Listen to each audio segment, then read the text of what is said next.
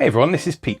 Welcome back to Atari A to Z, a series of short playthroughs of Atari 8-bit games, some which I grew up with and some which are new to me. Today is one of the latter because this is another one that wasn't developed when I was growing up with the Atari 8-bit. This was released in 2012. The game we're looking at is called Callisto, and like X8, which we looked at a few weeks back, this was another entry in the ABBUC competition. A German user group runs an annual programming competition for both games and productivity software and all that sort of thing.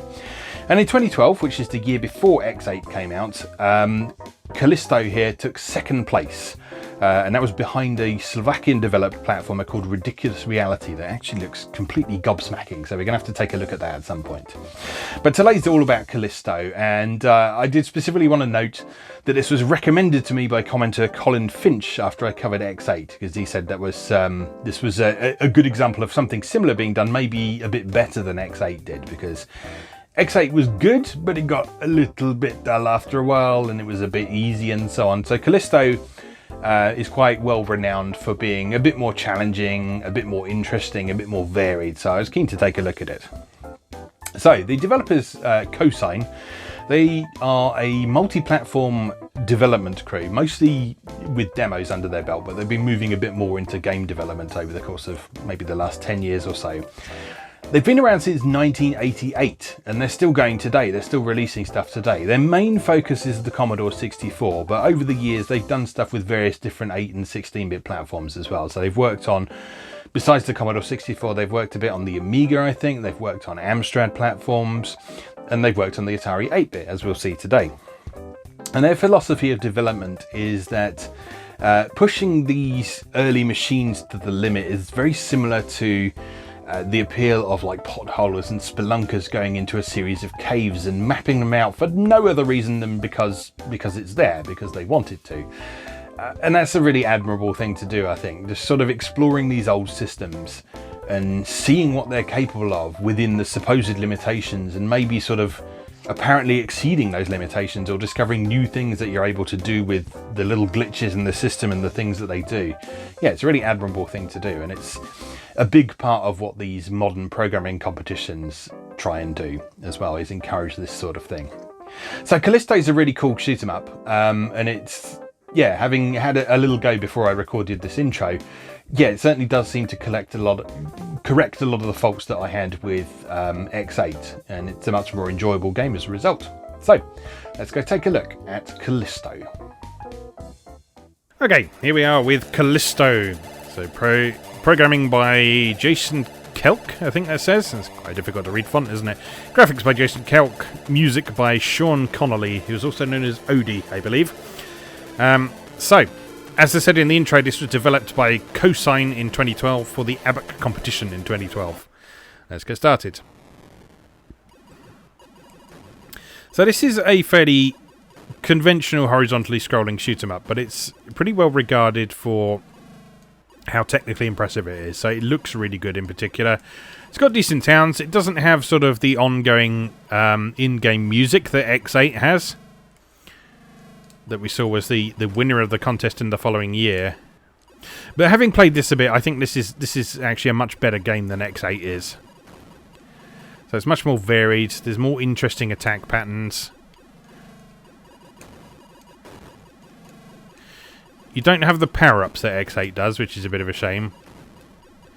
But just the layout of the levels is a bit more interesting, and it's more challenging, which is the important thing, because X8 was much too easy.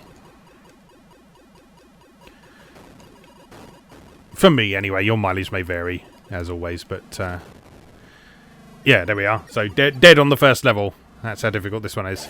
Or maybe I'm just crap. Little of column A, little of column B, I think.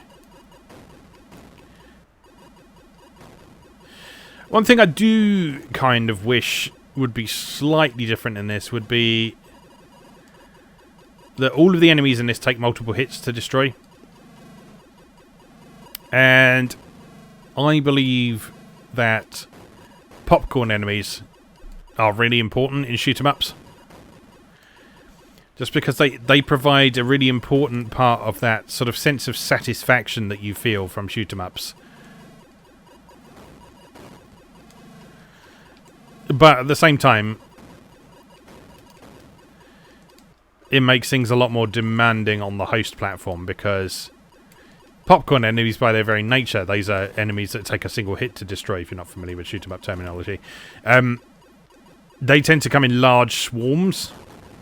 And when you're talking about a platform like the Atari 8-bit, there's only so much stuff you can put on screen before it becomes impractical. And so you'll notice in this game, we don't really get more than 3 or 4 things on screen at once. Which is fine, because those 3 or 4 things that are on screen at any one time, they're nice and colourful. They're using some nice shading effects. They've got some good animations.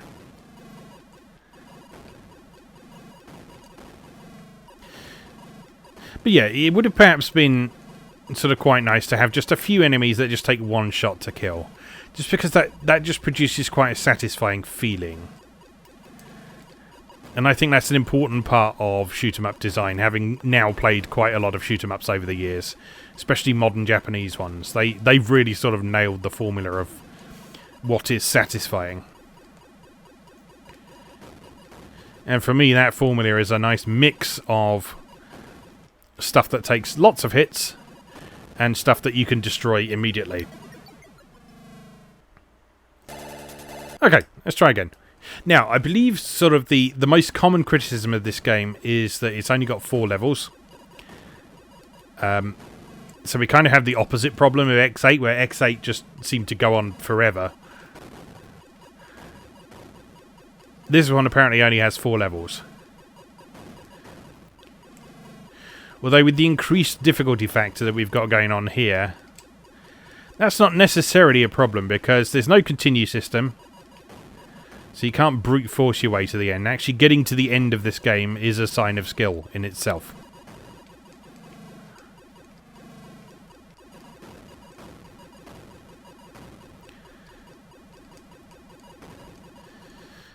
So yeah, when you're designing a game like this, you have to kind of strike a weird balance. You have to sort of strike a balance between your game actually being beatable by an average human being and providing enough challenge for those who are a little bit more skilled and experienced with the genre. So it's difficult. I don't envy people that sort of design decision at all. And in fact, if you look at modern shoot-'em-ups, most of them tend to err on the short side.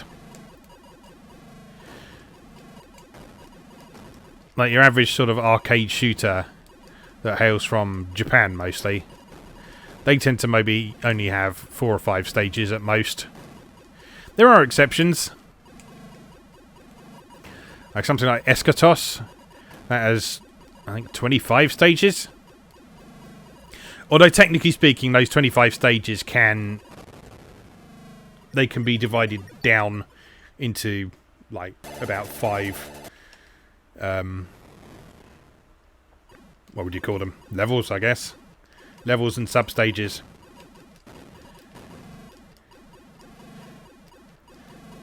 Because, yeah, that game doesn't end up being any sort of noticeably longer than other stages. Other games, rather. I think probably sort of the biggest shoot-'em-up I can think of is probably Darius Burst Chronicle Saviors. But even then, you're not expected to play through all of that in a single sitting. So the arcade mode of Darius Burst, you can play through and it will take like 20 to 30 minutes or so. But the key difference with that game is it has all that additional content that you can play over the long term, and lots of different ways to play, lots of different ways to record your high scores, compete against other people, cooperate with other people.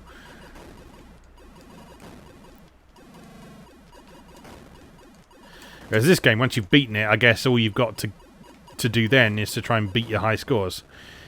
Which, to be fair, is something that could be quite interesting, because as you can probably notice on the footage, it's quite hard to hit all of the enemies in a stage.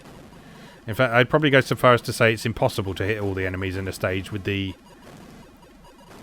formations and arrangements that they fly in.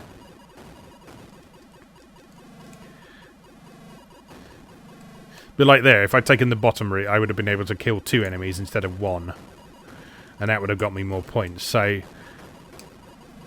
yeah, as you play through the game, you can learn the stages a bit better. You can learn where are the best places to score points.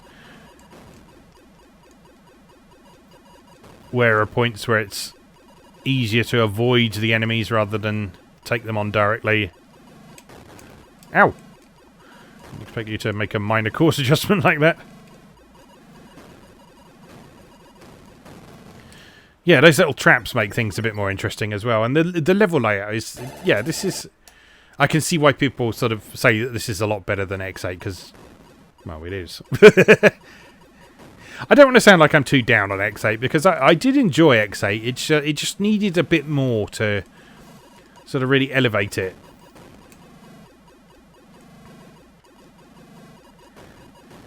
And with that in mind, it's kind of surprising that this only took second place the year before X8 came out, whereas X8 was the winner of 2013. Although, having had a brief look at what did win in 2012... Yeah, that looks like some really impressive stuff going on with that game, so I'm going to have to check that out at some point.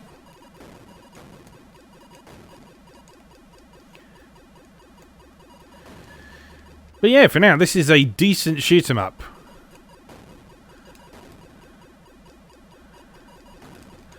It's got nice graphics. It's got a very distinctive Atari style about it. Which I think I've mentioned before, of sort of... levels and scenery being predominantly one colour with different shades. That's an aesthetic I very much associate with the Atari 8-bit. And particularly games that were considered to have a good degree of technical mastery. So, games from companies like Zeppelin. They often look like that. Like Zybex, which I think we still haven't looked at on this series, have we? Yeah, Zybex is a very good example of a shoot 'em up on the Atari A that has this kind of look about it. That was a commercial piece of software. Well, it was a budget release, as most of Zeppelin's early stuff was.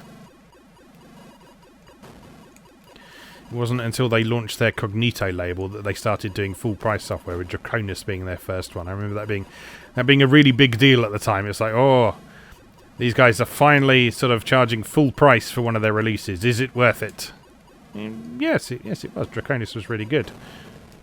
Ah, can't get any further than that bit, can I? Right, let's have one more go.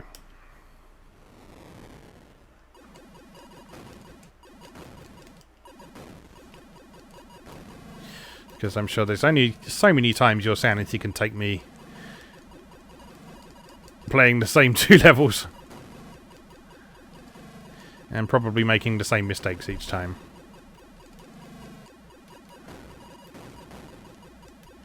But yeah, this is good. I'm glad I checked this out.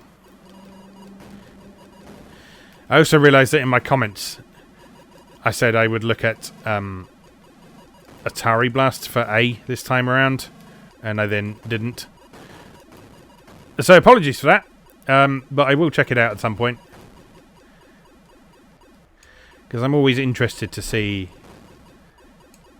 these modern releases on these platforms as well. Because they're no less important than sort of classic releases from back in the day.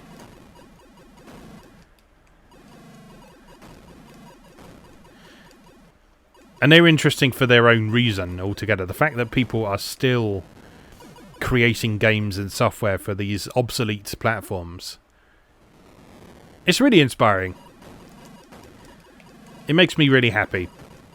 And it makes me glad that I'm doing this series, because it means that I can do my part to help keep these platforms relevant for people.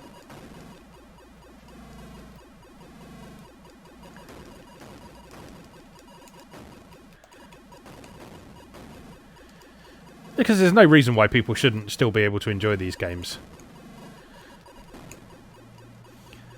I mean, look at how many re-releases NES and Super NES games have had over the years. So there's no real reason that sort of 8 and 16-bit computer games should be considered with any less importance. Especially not ones made by modern developers to take advantage of things that people have earned. I know I said I was just going to play once more, but I was in the middle of saying something, so I thought I'd have another go. I'm not addicted. I can stop anytime I want. This probably will be the last go, though.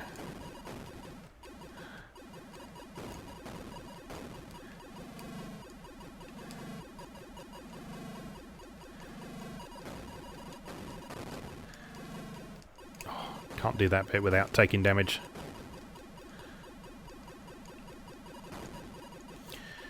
I could probably fly round them if I was a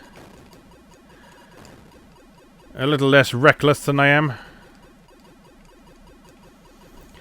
Yeah, I think an important part of this game is knowing when to fight and when to avoid stuff.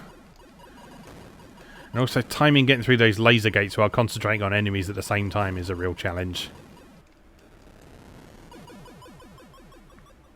Okay, come on, we can do this. We can do this.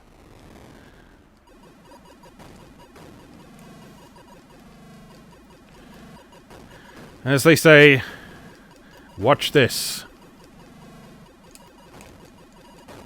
No! I'm gonna die at the same point as usual, aren't I? Watch me die.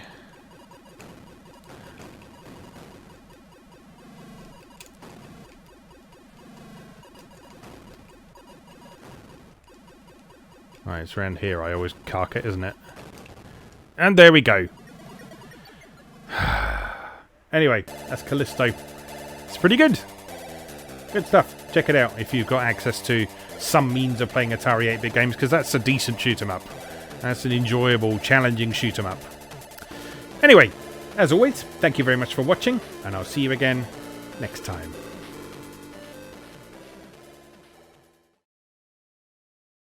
Thanks for watching. If you enjoyed this video, please help out the channel by leaving a like or a comment and subscribing. New episodes of Atari A to Z are on Tuesdays and Atari ST A to Z on Thursdays. Check out atariatoz.wordpress.com for a full archive. Do please also check out my other projects moegamer.net, where I explore Japanese and Japanese-inspired games from yesterday and today, and videopackgames.wordpress.com, which aims to catalogue the small but well-formed library of the Philips G7000 Videopack computer, also known as the Magnavox Odyssey 2. You can also support my work on Patreon or buy me a coffee. You can find links to do both down in the video description. Thanks again, and I'll see you next time.